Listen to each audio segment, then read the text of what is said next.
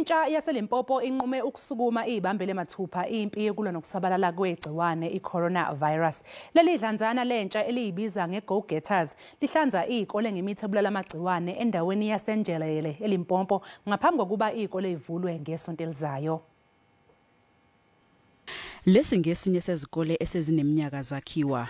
Lesi sikole iPatrick Ramano seshayelwe ihlombe ngokuba nemphumela emihle yokuphumelela kwabafundi kule minyaka eyidlule.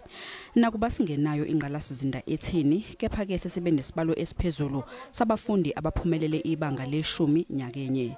Kulandela ukuhlanzwa nokuchelwa ngezibulali magciwane ileli qembu elizibiza nge-Go Getters, manje sesikulungile ukuvula. We decided to come to the schools so that we can make sure that when the learners going back to the school and the class is ready, because of if you can check in learners, people they don't take it this problem of COVID-19 serious. So as a Go Getters Youth Empowerment, is why we decided to go to the schools to make sure that we sanitize and then we clean up so that when the learners going back to the school, they will find that everything is fine, and then they can feel free if they can find that the place is sanitized. Abafundi kanye nabazali nabo bathi sebemi ngomumo. It's been long. We have been staying at home, and at home it's not easy to study. Now, finally, I'm glad to say the school are reopening.